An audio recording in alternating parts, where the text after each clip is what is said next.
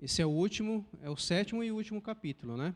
O primeiro a gente viu, talvez muitos não lembrem, que faz muito tempo, né? O primeiro foi o fundamento bíblico para missões.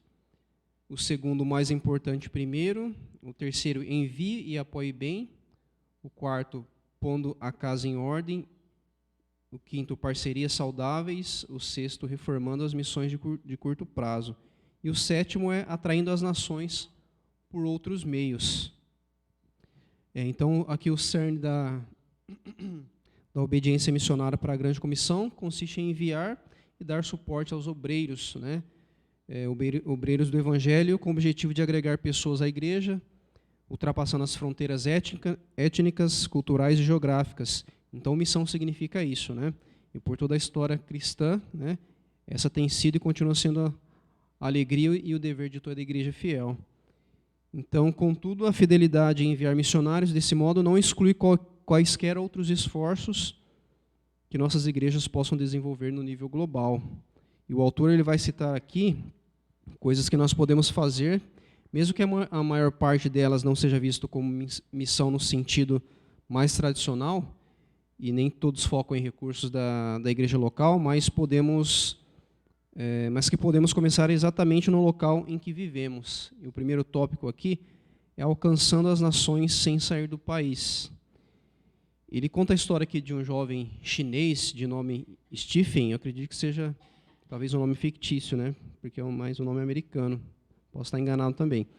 Mas ele conta a história desse chinês que viajou para os Estados Unidos para estudar, para fazer uma faculdade, né? E esse chinês ele cresceu como ateu. E às vezes ele pensava, quando alguém falava com ele sobre Deus, ele pensava, bom, se Deus existe, ele deve ser algo bem distante, como as estrelas, inacessível, coisa do tipo, né? E aí na faculdade ele começa a estudar, frequentar as aulas de inglês, né? E essas aulas eram lecionadas por cristãos. E ele gostou, né, das pessoas que ensinavam ele ali, eram pessoas que ele apreciava a companhia e a ajuda, né? E um dos professores dele, de inglês, de nome Michael, convidou ele para discutir a Bíblia. E no início ali o progresso foi bem lento, difícil, né, por questão do idioma também.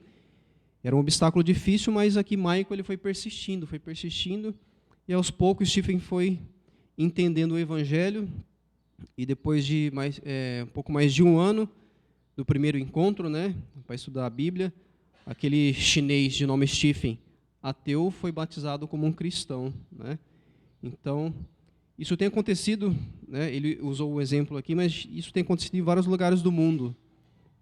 E ele cita aqui um relatório de 2010, onde ele estava as 10 maiores cidades americanas, com população muçulmana, curdos e também com milhares de indianos, né? Mas se tratando aqui do nosso contexto Brasil, nós temos muitos imigrantes, né, principalmente árabes, vindo para cá nos últimos anos, né? E eu estava vendo uma postagem da Abuna. A Abuna é uma associação ali em Maringá que trabalha com refugiados, né? Não só árabes, mas de qualquer nação. E a Abuna postou lá que o Paquistão, talvez em 2 semanas, vai deportar mais de 1,5 milhão de afegãos que vivem de forma ilegal no Paquistão, né? E provavelmente muitos aí tenham como destino o Brasil. Ou seja, a gente não precisa cruzar o mundo para alcançar as nações, né? Pessoas de outras religiões e culturas estão vindo para cá. A gente sabe que a nossa cidade aqui ela não é um ponto turístico, ela é distante dos grandes centros, né? Mas se a gente parar para ver, a gente tem aqui algumas pessoas de outras nacionalidades, etnias, né? E eu acho que se a gente refletir em alguns princípios que nós vamos ver aqui, a gente pode ter um estímulo de como nós, como congregação, né, a gente pode se envolver nisso, nessa tarefa do evangelismo, do acompanhamento também. E o autor ele cita aqui alguns princípios, alguns passos, que o primeiro seria pesquise. O primeiro passo é descobrir quem são as outras pessoas de culturas diferentes e grupos étnicos que vivem na nossa cidade ou região. E aqui a gente pode listar aqui, de repente, a gente tem aqui venezuelanos, né, que a gente conhece, alguns haitianos, e tem um povo também assim que não é muito acessível, mas que tem bastante aqui, que são os coreanos, né? O pessoal ali que tem as lojas no centro de bijuteria, de salgado, né? Então esse seria um passo, né? Primeiro passo, a gente pesquisar quem são essas pessoas, né? O segundo passo é tome iniciativa. A princípio essa interação talvez não seja tão fácil, né, a aproximação destes, né? Mas é preciso persistir e ter iniciativas. Orar é importante, obviamente, mas agir também, né? Um outro ponto é tente coisas diferentes. E como a nossa congregação poderia desenvolver então um trabalho nesse sentido, né? A gente poderia ofertar aulas de inglês, né? Aulas de português para esse pessoal, até um PGM em espanhol, né, como sugeriu o pastor Esteban um tempo atrás, fazer contatos com organizações que acolhem refugiados, mas o melhor meio de se aproximar dos estrangeiros talvez seja pela amizade, né? Procurar ser amigável e aberto quando encontrar com eles, de repente fazendo compras, ou na rua, ou na vizinhança. Eu não sei quantos já prestaram atenção, mas tem 2 venezuelanos que ficam no semáforo, que são cadeirantes, né? Quantos aqui já viram esse pessoal? Eles moram lá no bairro que eu moro, lá no Pacaembu, né? Aí um dia desses eu cheguei lá, o ônibus estava parado, o ponto de ônibus é em frente do meu portão, né? Aí o ônibus estava parado assim, eu fiquei esperando o ônibus, falei, deve estar embarcando alguém, mas eu vi que estava demorando muito, né? Mas eu falei, não vou apressar ninguém, vou esperar. E aí depois o ônibus saiu assim, o motorista maninha na cabeça, assim, parecia que estava meio bravo, eu falei, vou ver o que aconteceu, né? Eu embiquei o carro para entrar assim, o venezuelano veio, falando um portunhol lá, ajuda-me. Aí ele falou, cara, resumindo, eu preciso chegar no HR, mas a plataforma aqui que leva a cadeirante está quebrada e eu não tenho como ir. Daí eu peguei na minha cabeça, eu pensei, cara, acabei de chegar lá do outro lado da cidade, será que ele vai me pedir uma carona? Eu falei, cara, eu posso pedir um Uber para você aqui? Ele falou, pode, eu só preciso chegar ou lá no terminal do centro ou no HR, né? E aí eu chamei o Uber, nada de ninguém aceitar, não apareceu. Eu falei, não, também estou do outro lado do mundo, vai ser difícil, né? Aí eu falei, não, tudo bem, eu te levo lá. Aí vim conversando com ele no caminho, ele falando da dificuldade dele, né? Misturando o português e o espanhol, falando como é que estava difícil para ele, que ele tinha 2 filhas lá na Venezuela que ele estava tentando trazer para cá. Eu falei, você trabalha? Ah, eu vendo umas coisas nos sinais, eu peço algumas coisas, né? Eu falei, mas e hoje, como é que vocês estão? Vocês almoçaram, comeram? Ele falou, cara, a gente está sem comer. E olha como que Deus faz as coisas. Naquele dia, eu tinha passado no mercado, comprei umas coisas, umas misturas, algumas coisas lá, e levei para minha mãe falou, não preciso, eu já comprei, pode levar para sua casa. Eu falei, beleza. Aí, justamente as coisas que eu tinha comprado, né, serviu para abençoar esse pessoal, né? Então, aí eu deixei ele lá não levei no HR, deixei ele no ponto, lá no terminal central, e aí de lá ele foi para o HR. Aí essa semana encontrei ele, falou que deu tudo certo, conseguiu trazer as filhas, né? Até perguntou se eu sabia como é que fazia para matricular as filhas na escola, enfim. Ele mora 2, 3 casas para frente da minha ali. Então são oportunidades que vão acontecendo, né? E eu acredito que foi uma oportunidade que Deus preparou ali para viver justamente esse princípio aqui de forma não intencional, mas aconteceu, né? Então foi uma bênção, eu senti ali que eu estava também servindo a Deus, abençoando esse pessoal. Então a gente precisa, né, olhar um pouquinho mais para esse pessoal que está chegando aí de fora, com uma dificuldade, principalmente porque eles são cadeirantes, né? Um outro passo aqui, um outro ponto é fale com as pessoas. O autor aqui ele vai citar um exemplo de uma mulher da igreja dele que frequentava um salão de beleza e ela foi atendida num dia lá por uma mulher muçulmana que estava iniciando no salão. Era o primeiro, não sei se era o primeiro dia ou a primeira semana, e a mulher lá toda com a indumentária, ela percebeu que era muçulmana e foi fazer amizade com a mulher enquanto a mulher cuidava dela lá, que ela estava se arrumando para um casamento. Daí ela falou, você já foi convidado para um casamento cristão? Daí a mulher falou que não. Ela falou, você gostaria de ir? Daí a mulher aceitou, então ela levou como convidada essa muçulmana, né? Então dali nasceu uma amizade, né? Eu não sei qual foi o fruto disso, o autor aqui ele não cita, mas são também oportunidades, né, da gente poder chegar a essas pessoas, independente se são estrangeiras ou não, a gente tem a oportunidade de compartilhar o evangelho, né?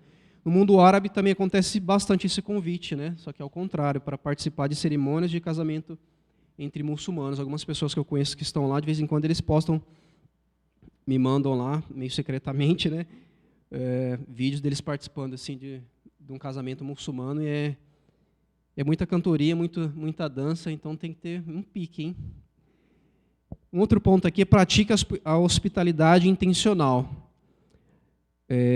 Só lembrando aqui que muitas coisas aqui é do contexto aqui do pastor americano, né? Então, a maioria dos visitantes imigrantes recentes estão interessados em conhecer os habitantes e cultura local. O autor cita aqui, então, uma estatística que mostra que 80% dos estudantes estrangeiros nunca veem o interior de uma casa americana durante a sua estadia. Imagina que imprudente, então, né? Eu não sei, tirando esse pessoal que eu citei aqui, e o Dave, que é americano, que eu conheço, mas quando a gente ouve falar de intercâmbio, o pessoal de fora que está aqui de americano, de repente era um intercâmbio escolar, né?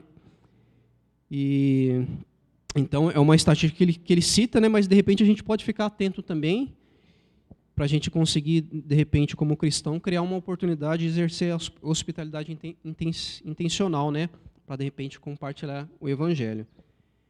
E um outro ponto aqui também é: prepare-se para ser paciente. É preciso estar preparado para educar nossos amigos estrangeiros sobre a nossa cultura, estabelecendo de uma forma educada os limites que são convenientes para nós e para a nossa família. Então é preciso sabedoria, né? Não é só porque o cara chegou ali e está com uma dificuldade, entra aqui, né? Então a gente tem que ter essa sabedoria e também impor para ele, explicar como que é a realidade aqui e a cultura no nosso país, na nossa cidade, né?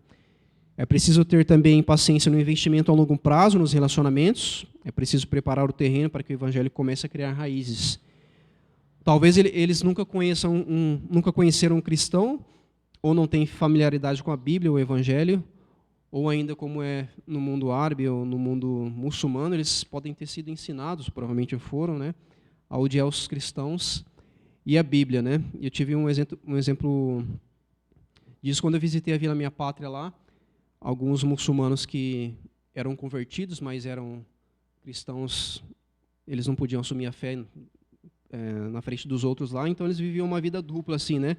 Mas eles compartilharam com o pessoal lá que eles foram ensinados que os cristãos eram pessoas ruins, coisa do tipo, né? Então eles ficavam sempre com receio, só que lá eles encontraram hospitalidade e amor, né? Consequentemente ali o evangelho.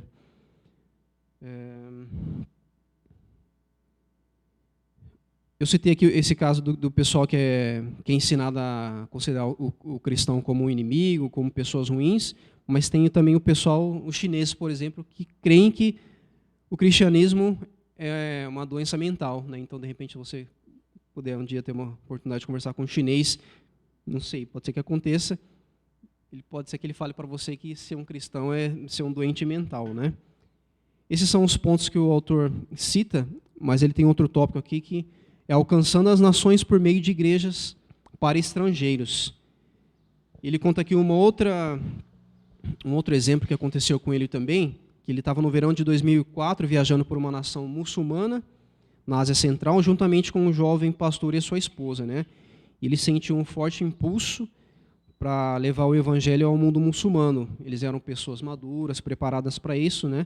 Mas eles não poderiam ficar ali como missionários, porque esse jovem pastor desejava pregar e pastorear uma congregação, né? O que era, obviamente, arriscado num país que era 99% ali muçulmano, né? Então, um ano depois, uma igreja internacional de língua inglesa entrou em contato com a igreja desse pastor, pedindo ajuda para encontrar um novo pastor, né? Que era uma igreja para estrangeiros, assim o jovem pastor conseguiria, então, pregar e pastorear e ainda evangelizar os muçulmanos, né? E segundo o pastor aqui, esse trabalho deu certo e prosperou. A igreja hoje é cheia de estrangeiros árabes, indianos e filipinos, né? Então, o seu impacto tem sido amplo e profundo. Ele tem plantado outras igrejas em outras cidades também. Então, isso pode não ser exatamente uma plantação pioneira de igreja, né? Pode até não ser missões no sentido restritivo do termo, né? Mas pode ser uma ferramenta poderosa para o avanço do evangelho, especialmente em países hostis ao testemunho autóctone, né? Que é o testemunho de cristãos locais. Um outro ponto aqui, já caminhando para para o último, é alcançando as nações por meio de sua profissão. Existem carências de trabalhadores no mundo inteiro, né? E essas igrejas internacionais, elas não precisam apenas de pastores e dinheiros, vamos dizer assim, né? Eles precisam de membros fiéis, dedicados à comunhão e ao esforço de alcançar pessoas que os cercam. Então, à medida que a economia do mundo se torna cada vez mais global, muitos cristãos têm maior consciência do papel que a migração e os mercadores cristãos desempenharam na propagação do Evangelho. Em Atos 8:4, narra ali a história dos que foram dispersos pela perseguição, né? Mas mesmo assim anunciavam a palavra à medida que eles fugiam, eles anunciavam a palavra. Então esse padrão aqui do Novo Testamento se manteve com os comerciantes da rota da seda e da Índia, com os trabalhadores que emigraram para a América do Sul e com os atuais empregados das multinacionais, ou seja, justamente nos dias de hoje, né?